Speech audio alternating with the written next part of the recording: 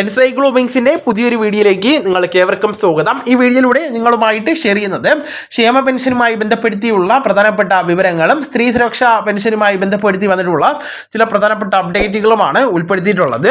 നമ്മുടെ വീഡിയോസ് ആദ്യമായി കാണുന്ന സുഹൃത്തുക്കളാണെങ്കിൽ ആദ്യമേ തന്നെ ചാനൽ ഒന്ന് സബ്സ്ക്രൈബ് ചെയ്യുക. അപ്പോൾ നമുക്ക് വിശദാംശങ്ങളിലേക്ക് കടക്കാം. ആദ്യത്തെ അറിയിപ്പ്, സംസ്ഥാനത്തെ ജൂൺ മാസത്തെ സാമൂഹ്യ സുരക്ഷാ ക്ഷേമ പെൻഷൻ വിതരണം മുഖ്യമന്ത്രി പ്രഖ്യാപിച്ചിരിക്കുകയാണ്. സംസ്ഥാനത്തെ 62 ലക്ഷത്തോളം പേർക്ക് ജൂൺ മാസത്തെ ക്ഷേമ പെൻഷൻ തുകയായിട്ടുള്ള 2000 രൂപയുടെ വിതരണം ലഭിക്കുന്നതാണ്. ജൂൺ 24 ബുധനാഴ്ച മുതലാണ് ഈ മാസത്തെ ക്ഷേമ പെൻഷൻ വിതരണം നടക്കുന്നത് എന്ന് മുഖ്യമന്ത്രി നിയമസഭയിൽ വ്യക്തമാക്കിയിരിക്കുകയാണ്. അതിന്റെ ഭാഗമായിട്ട് നാളെ ധനകാര്യ വകുപ്പിന്റെ ഭാഗത്ത് നിന്ന് ക്ഷേമ പെൻഷൻ വിതരണവുമായി ബന്ധപ്പെടുത്തി ഔദ്യോഗിക ഉത്തരവും പുറത്തിറങ്ങുന്നതാണ്. അധികാരത്തിലേറിയതിന്റെ 2ാം മാസവും കൃത്യമായിട്ട് തന്നെ ക്ഷേമ പെൻഷന്റെ വിതരണം പ്രഖ്യാപിച്ചിരിക്കുകയാണ് സംസ്ഥാന സർക്കാർ. പെൻഷൻ തുക 3000 രൂപയിലേക്ക് വർദ്ധിപ്പിക്കുന്ന UDF വാഗ്ദാനം LDF നൽകിയ വാഗ്ദാനം പോലെ ആയിരിക്കില്ല എന്നും മുഖ്യമന്ത്രി വ്യക്തമാക്കിയിരിക്കുകയാണ്. LDF 2500 രൂപ ആക്കുമെന്നായിരുന്നു വാഗ്ദാനം ചെയ്തിരുന്നത്. അതിൽ നിന്ന് 2000 രൂപയായി ഉയർത്തിയത് 2ാം LDF സർക്കാരിന്റെ കാലാവധി തീരാനിരിക്കുകയായിരുന്നു. അത്തരം ഒരു കാലതാമസം UDF വരുത്തില്ല എന്ന് സതീശൻ വ്യക്തമാക്കിയിരിക്കുകയാണ്.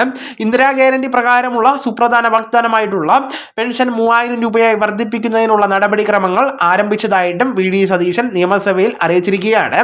അതിനാൽ തന്നെ ക്ഷേമ പെൻഷൻ തുക 3000 എന്നത് ഈ സർക്കാരിന്റെ അവസാന കാലത്തല്ല, അധികം വൈകാതെ തന്നെ കിട്ടിത്തുടങ്ങുമെന്നാണ് മുഖ്യമന്ത്രിയുടെ ഭാഗത്ത് നിന്ന് വ്യക്തമാക്കിയിരിക്കുന്നത്. ക്ഷേമ പെൻഷൻ ഗുണഭോക്താക്കളുടെ ലിസ്റ്റ് പരിശോധിക്കുന്നതാണ്.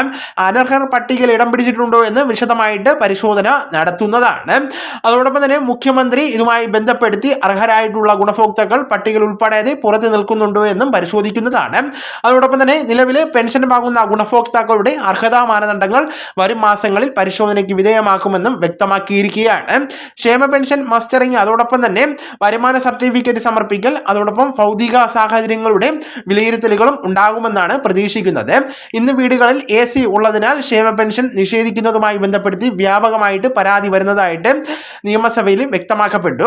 അത്തരത്തിൽ പെൻഷൻ മാനദണ്ഡങ്ങളിൽ പല പരാതികളും ഉയർന്നിട്ടുണ്ടെന്നും ഇത് പരിശോധിക്കുമെന്നും മുഖ്യമന്ത്രി വ്യക്തമാക്കിയിരിക്കുകയാണ്. കഴിഞ്ഞ കുറെ മാസങ്ങളിൽ ഒട്ടേറെ പേർക്ക് വീടുകളിൽ AC ഉണ്ടെന്ന കാരണത്താൽ ക്ഷേമ പെൻഷൻ റദ്ദാക്കപ്പെട്ടിരുന്നു. ഇതിൽ അനുകൂലമായിട്ടുള്ള ഒരു തീരുമാനം വരികയാണ് എങ്കിൽ ഒട്ടേറെ പേർക്ക് അതൊരു ആശ്വാസമാകുന്നതാണ്. അനർഹരായിട്ടുള്ള ചില ആളുകൾ നിലവിലെ ക്ഷേമ പദ്ധതിയിൽ ഉണ്ട് എന്നും അർഹരെ ഉൾക്കൊള്ളുവാനും അനർഹരെ ഒഴിവാക്കുവാനുമായിട്ട് ഒരു സംവിധാനം സർക്കാർ ഗൗരവമായിട്ട് ആലോചിക്കുന്നുണ്ടെന്നും മുഖ്യമന്ത്രി നിയമസഭയെ അറിയിച്ചിരിക്കുകയാണ്. അതോടൊപ്പം തന്നെ സ്ത്രീ സുരക്ഷാ പെൻഷൻ സാമൂഹ്യ സുരക്ഷാ പെൻഷന്റെ ഭാഗമല്ലെന്നും മുഖ്യമന്ത്രി വ്യക്തമാക്കിയിരിക്കുകയാണ്. കഴിഞ്ഞ സർക്കാർ തെരഞ്ഞെടുപ്പിന് തൊട്ട് മുൻപ് തുടങ്ങിയതാണ് ഈ ഒരു പദ്ധതി. സ്ത്രീ സുരക്ഷാ പെൻഷൻ തുടരുന്നതിൽ സർക്കാർ തീരുമാനമെടുത്തിട്ടില്ല എന്നും മുഖ്യമന്ത്രി വ്യക്തമാക്കിയിരിക്കുകയാണ്. അതോടൊപ്പം തന്നെ VPL വിഭാഗത്തിലെ 35 വയസ്സിനും 60 വയസ്സിനും ഇടയിൽ പ്രായമുള്ള സ്ത്രീകൾക്ക് മാസം 1000 രൂപ വീതം ലഭിക്കുന്ന സ്ത്രീ സുരക്ഷാ പെൻഷൻ പദ്ധതി നിലവിൽ മരവിപ്പിക്കപ്പെട്ടിരിക്കുകയാണ്. അതിനാൽ തന്നെ ജൂൺ മാസത്തിൽ സ്ത്രീ സുരക്ഷാ പെൻഷൻ വിതരണം ഉണ്ടായിരിക്കുന്നതല്ല. പദ്ധതി ആരംഭിച്ചിട്ട് കേവലം 2 മാസം മാത്രം പെൻഷൻ വിതരണം നടത്തിയ സ്ത്രീ സുരക്ഷാ പെൻഷൻ കഴിഞ്ഞ 2 മാസമായിട്ട് കുടിശ്ശികയാണ്. സുപ്രധാനപരമായിട്ടുള്ള ഇക്കാര്യങ്ങളും ബുധനാഴ്ച മുതൽ അതോടൊപ്പം തന്നെ ജൂൺ മാസത്തെ ക്ഷേമ പെൻഷന്റെ തുകയുടെ വിതരണം ആരംഭിക്കുമെന്നുള്ള കാര്യങ്ങളും നിങ്ങളുടെ സുഹൃത്തുക്കളിലേക്കും മറ്റ് ഗ്രൂപ്പുകളിലേക്കും കൂടെ ഷെയർ ചെയ്യുക. നമുക്ക് തുടർന്നും വിജ്ഞാനപരമായിട്ടുള്ള മറ്റ് വീഡിയോസും ആനുകാലിക വിവരങ്ങളുമായിട്ട് വീണ്ടും കാണാം. അതുവരെ ഗുഡ് ബൈ.